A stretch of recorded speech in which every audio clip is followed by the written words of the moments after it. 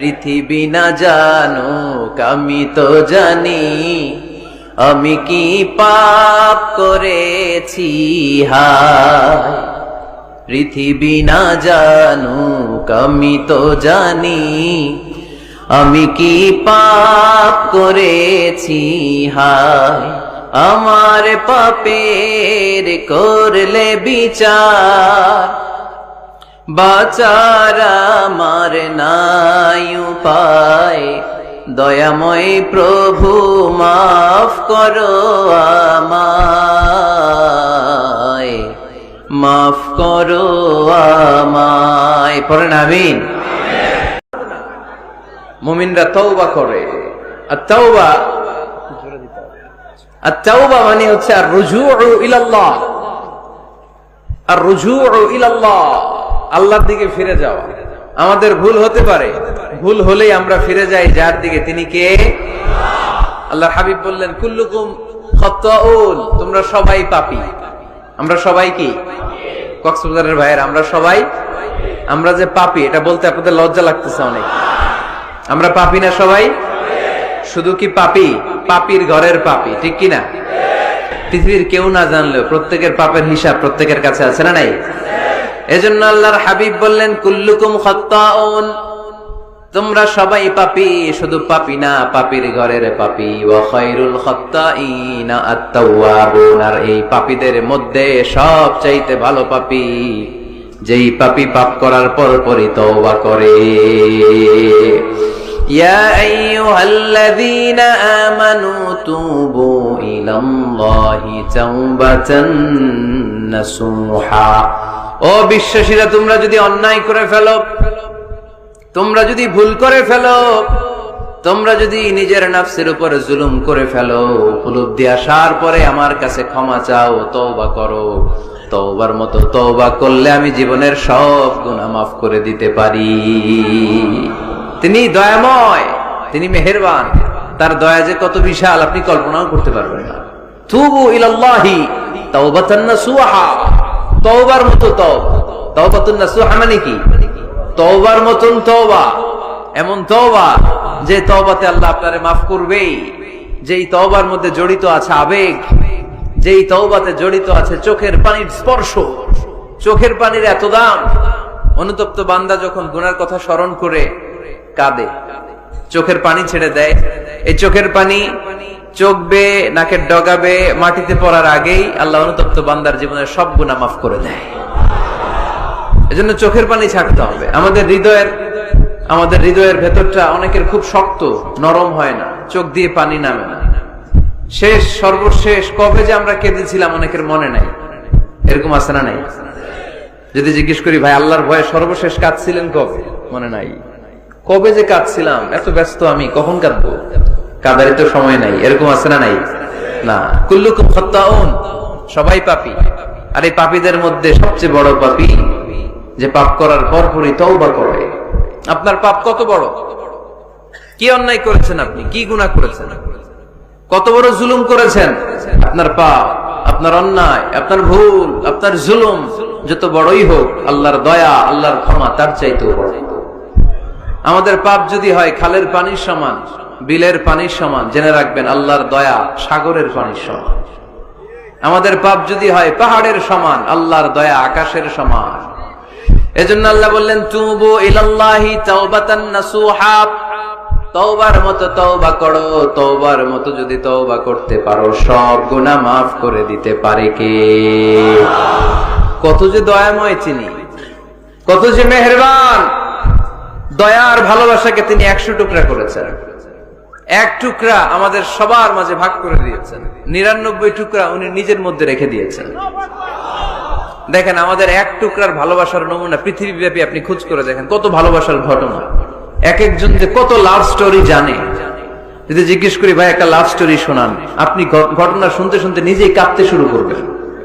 এত চমৎকার love story, এত চমৎকার ভালোবাসার উপন্যাস, এত চমৎকার নাটক, ভালোবাসার দৃশ্য দেখলে অবাক লাগে।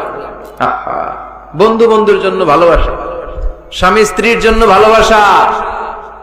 নেপালের ওই যে কি যেন একটা এয়ারপোর্টে আমাদের ইউএস বাংলার একটা এয়ারক্রাফট ক্র্যাশ করেছিল। হ্যাঁ, হাজবেন্ড ওয়াইফ, কি নাম এটার? ত্রিভুবন ইন্টারন্যাশনাল এয়ারপোর্ট, ত্রিভুবন। এই ত্রিভুবনে আমাদের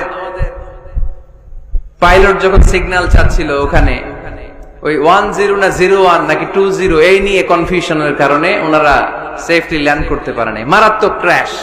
আহা, কিছু ফ্যামিলি দেখলাম, নিউ কাপল, ভেরি নিউ কাপল, নতুন বিয়ে হয়েছিল, হাতে মেহেদির দাগগুলো শুকায়নি তখন, জ্বলে পুরে হাজবেন্ড সারখার, কিন্তু হাজবেন্ড আর ওয়াইফের হাত এই যুগল আলাদা হয়নি। স্বামী তার স্ত্রীকে ধরে রেখেছিল শেষ মুহূর্তে।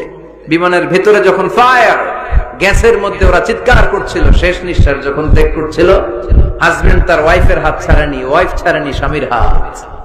ভালোবাসার নমুনা। এক ফোঁটা, এক ভাগ ভালোবাসার ছিটে ফোঁটা আমরা পেয়েছি, ঠিক কিনা? ওই এক ভাগ কি আমি একা পাইছি? আপনি একা পাইছেন? আমরা সবাই মিলে। আমি পত্রিকায় একটা রিপোর্ট দেখেছি, আমি প্রায় বলি, বন্যার পানিতে পানি খেতে খেতে মা জীবন শেষ, কোমর পানি, গলা পানি, নাক সমান পানি, পানি খেতে খেতে শেষ, কিন্তু বাচ্চাটারে বুদ্ধি করে বালতির মধ্যে এরকম চেপে ধরে রাখছে, বন্যার পানিতে পানি খেতে খেতে মা শেষ। আল্লাহর মেহেরবানিতে বাচ্চাটা মরে নাই। এই কলিজার টুকরা দুধের বাচ্চার জন্য মা জীবন দিয়ে দিল। এই বাচ্চার জন্য মায়ের হৃদয়ে ভালোবাসাটা ঢুকাই দিছে কে? দুনিয়ার ভালোবাসার নমুনা যদি এই হয়, 100 টুকরা ভালোবাসার এক টুকরার এক্সাম্পল যদি পৃথিবীতে এই হয়, যার মধ্যে 99 টুকরা ভালোবাসা তিনি রেখে দিয়েছেন, তার ভালোবাসা বেশি না কম? এজন্য আল্লাহ বললেন, তওবার মতো তওবা করো, ক্ষমার মতো ক্ষমা চাও, কাদার মতো কাঁদো, কাদার মতো কাঁদলে সব মাফ করে দেয় কে? আপনি কি পাপ করছেন? আপনি কি অন্যায় করেছেন? কেন আপনি হতাশ? কেন আপনি নিরাশ? লা তাইয়াসু মির রাউহিল্লাহ, ইন্নাহু লা ইয়াইয়াসু মির রাউহিল্লাহি ইল্লাল কওমুল কাফিরুন। আল্লাহর রহম থেকে, ভালোবাসা থেকে নিরাশ হয়ো না। আল্লাহর রহমত আর দয়া থেকে নিরাশ হয় তারা যারা কাফের, ঠিক কিনা? কত পাপ করেছেন আপনি? বনি ইসরাইলের এক সিরিয়াল কিলার ছিল, সহিহ বুখারীতে এসেছে, সে এত হত্যা করেছে, হত্যা করতে করতে করতে 99 জন মানুষকে সে সিরিয়ালি মার্ডার করে ফেলেছে। কয়জনকে? আপনি মারছেন কয়জন রে? আমি মারছি কয়জন রে? সে 99 জনকে মারছে। কয়জনকে? 99 জনকে। মারার পরে তার অন্তরে ভয়, হায় রে, 99 জনকে আমি শেষ করে দিলাম, না জানি আমার নসিবে কি আছে, না জানি আল্লাহ আমারে কি শাস্তি দেয়। ভয়ে এক রাহেবের কাছে গেল, খ্রিস্টান পাদ্রী, খ্রিস্টানদের আল্লাহর ওলি, যে বলে, ও আল্লাহর ওলি, আমার তো বড্ড ভয় হয়, আমি অপরাধ করেছি। কি অপরাধ? আমি 99 জনকে হত্যা করেছি। রাহেব বলে, 99 জনকে হত্যা করছো? সর্বনাশ, তোর কপালে তো ক্ষমা নাই। সিরিয়াল কিলার কয়, আমার কপালে যদি ক্ষমা না থাকে, তোরে বাঁচায় রেখে লাভ কি? আমি যেহেতু শেষ, তোরেও শেষ করে মরি। ওরেও মেরে ফেলছে। এবার সেঞ্চুরি করে আবার ভয়, হায় রে, 100 জনের মারলাম, না জানি আমার নসিবে কি আছে। খুঁজতে লাগলো কোনো ভালো আলেম আছে কিনা। আলেমের কাছে গেছে, যে বলে, আলেম, 100 হত্যা করেছি আমি, 100 খুনের আসামি, আমার নসিবে কি ক্ষমা আছে? আলেম বলে, তুমি কি গুনাহ করছো মিয়া? তোমার গুনাহ যত বড় হোক, তোমার অন্যায় যত বড় হোক, তোমার পাপ যত বিশাল হোক, আমার আল্লাহর দয়া ভালোবাসা তার চাইতেও বিশাল। তুমি একটা ভালো জায়গায় যাও, এই এলাকাটা ভালো না, এখানে সব জালিমদের বসবাস, তুমি ভালো মানুষদের এলাকায় চলে যাও, সেখানে যে তওবা করো। লোকটার অন্তরে ভয় এসেছে, তওবার নিয়ত করেছে। বাসায় যে কাপড় চোপড় ব্যাগের ভেতরে ভরে ঘর থেকে বের হওয়ার সাথে সাথে মালাকুল মাউত এসে রূহ কবজ করেছে। ফাজাআত মালাইকাতুর রাহমা ওয়া মালাইকাতুল আযাব, রহমতের ফেরেশতারা আসছে, আযাবের ফেরেশতারা আসছে। রহমতের ফেরেশতারা বলে, যেহেতু রিয়েলাইজেশন আসছে, ভালো পথে যাওয়ার ইন্টেনশন আসছে, আমরা রূহ নিব। আযাবের ফেরেশতারা বলে, না, এখনো তো ভালো হইতে পারে নাই, 100টা খুনের বিষয়টা সহজ না, 100 জন মানুষকে হত্যা করেছে, তার রূহটা আমরা নিয়ে সিজ্জিনে ঢুকাবো।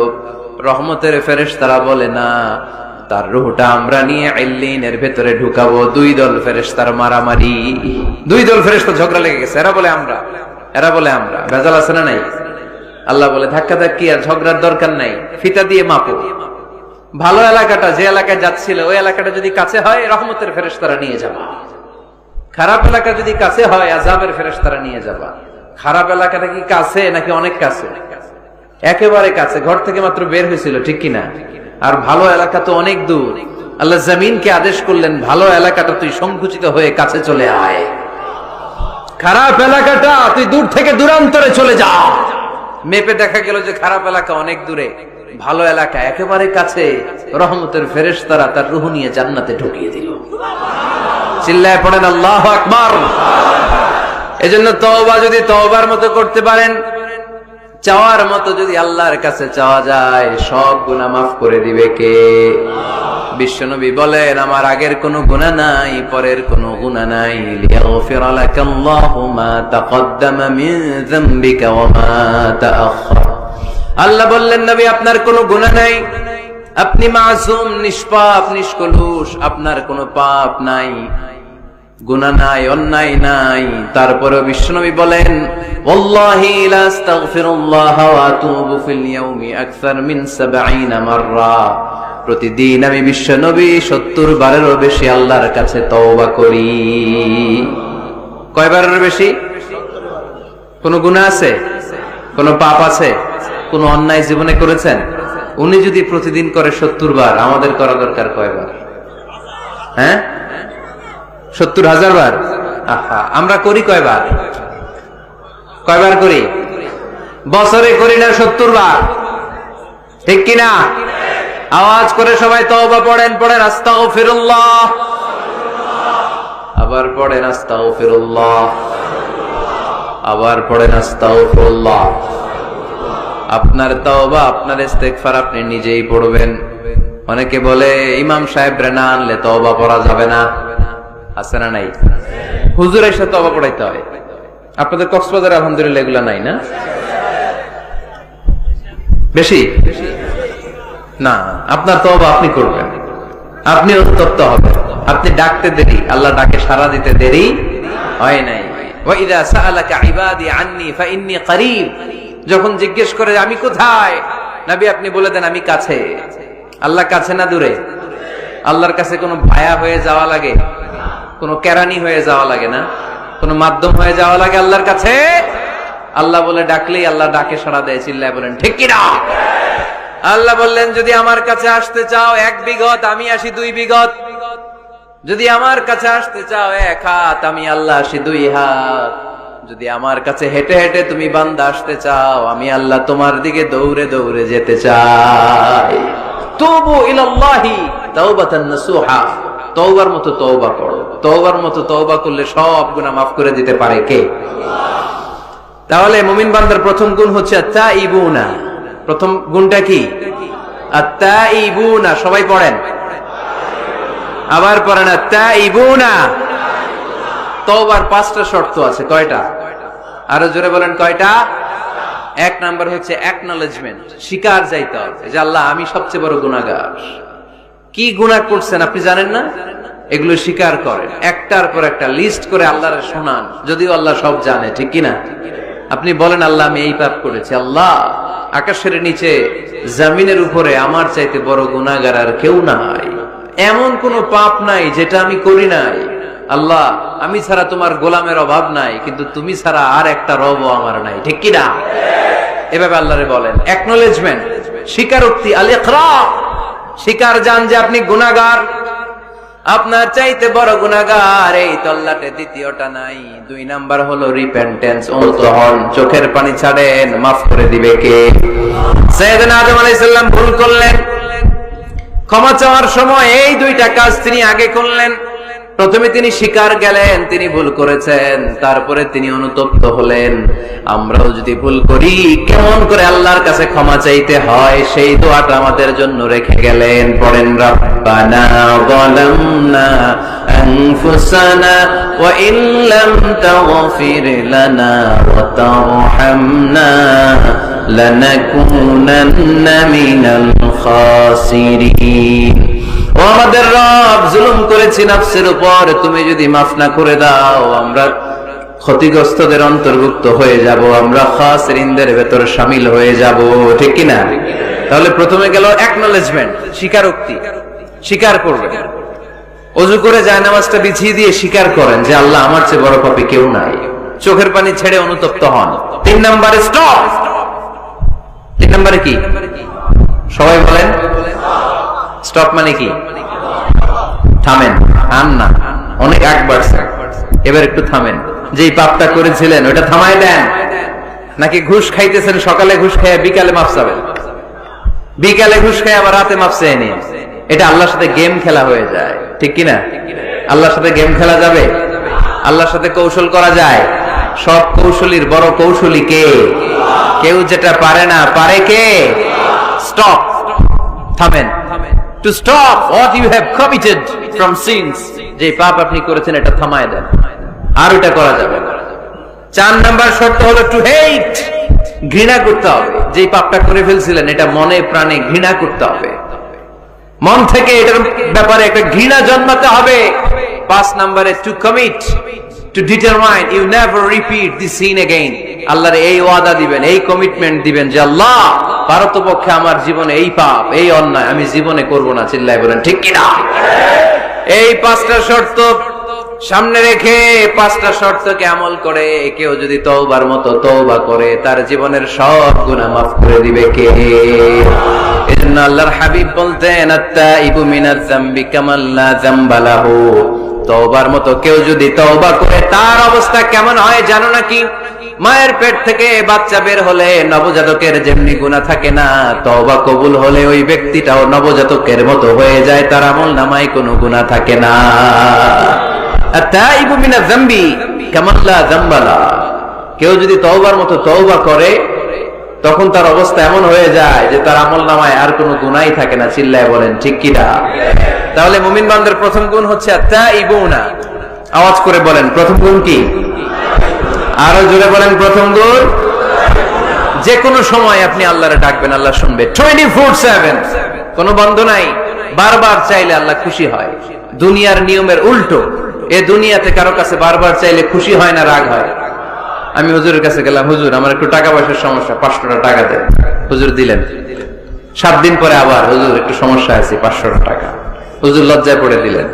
তার 7 দিন পরে আবার, হুজুর আমি একটু বিপদে আছি, 500 টাকা দেন। ওই দিন মনে মনে ভাবতে ঘটনা কি, এর সমস্যা কি? তাও লজ্জায় পড়ে দিয়ে দিল। তারপরের বার গেলে দিবে, লাঠি দিয়ে দৌড়ানি দিবে। কি পাইছো তুমি? কি পেয়েছো? 7 দিন পর পর 500 টাকার আবদার। তার মানে এই পৃথিবীতে কোন বিষয় নিয়ে কারো কাছে বারবার যাওয়া যায় না, বারবার চাওয়া যায় না। চাওয়া যায়? ডিসি সাহেবের কাছে গেছেন, কক্সবাজার জেলার ডিসি সাহেবের কাছে একটা ইস্যু নিয়ে, উনি দিলেন। 2 দিন পরে আবার গেলেন, দিলেন। তারপরে আবার গেলেন, দিল। তারপরে দিবে? আর বারবার কারো কাছে এইভাবে যাওয়া যায়? একটা লজ্জার বিষয় আছে না নাই? আল্লাহর হাবিব সাল্লাল্লাহু আলাইহি ওয়াসাল্লাম খুব লাজুক ছিলেন। 50 ওয়াক্ত সালাত মেরাজের রাতে গিফট পেলেন রবের কাছ থেকে। কয় ওয়াক্ত? সবাই বলেন কয় ওয়াক্ত? উপর থেকে নেমে আসার সময় সাইয়েদনা মুসা আলাইহিস সালামের সাথে দেখা। মুসা আলাইহিস সালাম বললেন কি পেয়েছেন? 50 ওয়াক্ত সালাত পেয়েছি। মুসা আলাইহিস সালাম বললেন আপনার উম্মত পড়বে না, আমি জানি, কারণ আমি তো আপনার আগে দুনিয়ায় এসেছি, আমার ফিল্ড ওয়ার্কের অভিজ্ঞতা বেশি। আমার অভিজ্ঞতার আমাকে আপনারে বলি পড়বে না, একটু কমায় আনেন ভালো হবে। আল্লাহর হাবিব গেলেন, কমায় দেয়া হলো 5 ওয়াক্ত, হলো 45 ওয়াক্ত।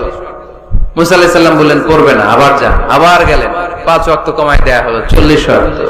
মুসা আলাইহিস সালাম বললেন পড়বে না, কমায় আনেন ভালো হবে।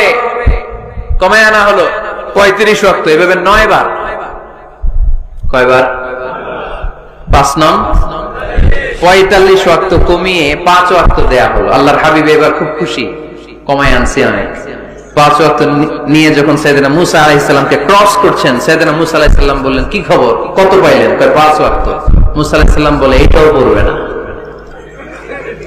পড়ি 5 ওয়াক্ত আমরা পড়ি। মুসা আলাইহিস সালাম বললেন পড়বে না, আবার যান, গেলে ভালো হবে আপনার উম্মতের জন্য। আল্লাহর হাবিব বললেন কত যাওয়া যায়? আর কত? আস্তাহি মির রাব্বি, আমার যেতে শরম লাগে। আবার যেতে আমার কি লাগে? সহিহ বুখারীর বর্ণনা, আস্তাহি মির রাব্বি, আমার যেতে লজ্জা লাগে। তার মানে বারবার চাইতে মানুষের লজ্জা লাগে, কারো কাছে বারবার যাওয়া যায় না, ঠিক কি না? কিন্তু আল্লাহর হাবিব বললেন ইন্নাহু মান লাম ইয়াসআলিল্লাহ ইয়াগদাব আলাইহি, যে ব্যক্তিটা আল্লাহর কাছে বারবার চায় না, তারে আল্লাহ পছন্দ করে না। বরং বারবার যে আল্লাহর কাছে যায়, বারবার যে চায়, বারবার যে কাঁদে, বারবার যে ক্ষমা চায়, তারে আল্লাহ পছন্দ করে। সুবহানাল্লাহ পড়ে। এজন্য দুনিয়ার নিয়মের উল্টো, দুনিয়ায় বারবার যাওয়া যায় না, দুনিয়ার বুকে বারবার চাওয়া যায় না, কিন্তু আল্লাহর কাছে বারবার গেলে, বারবার চাইলে আল্লাহ এই বান্দার উপর বেশি খুশি হয়ে যায়। সুবহানাল্লাহ পড়ে। 24/7, সব সময়, সপ্তাহের 7 দিন, দিনের 24 ঘন্টা, মাসের 30 দিন আপনার ক্ষমা করার জন্য আল্লাহ বসে আছে, কিন্তু ক্ষমাটা চাওয়ার সময়টা আমাদের নাই।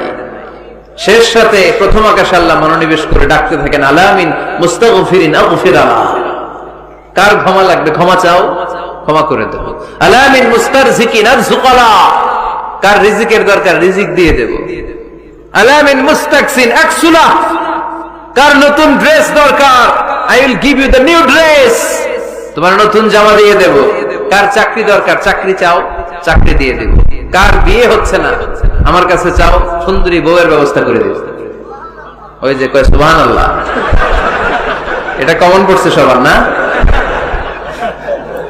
চাইতে হবে, সবটাই চাইতে হবে। দেহার মালিক কে? মনে রাখবেন, নেককার স্ত্রী আর নেককার সন্তান আল্লাহর কাছে চাইতে হয়। সাইয়েদনা ইব্রাহিম আলাইহিস সালাম নেককার সন্তানের জন্য দোয়া করেছেন, জাকারিয়া আলাইহিস সালাম নেককার সন্তান পাওয়ার জন্য দোয়া করেছেন। ইয়াংদের দোয়াগুলোর মধ্যে বিশেষ দোয়া তো হবে এইটাই, ঠিক কি না? যে আল্লাহ তুমি আমাকে নেককার, রূপবতী, গুণবতী একটা স্ত্রী দাও। স্ত্রী যদি ভালো হয় ঘরটা জান্নাত, স্ত্রী যদি খারাপ হয় ঘরের ভিতরে দ্বিতীয় বিশ্বযুদ্ধ, ঠিক কি না?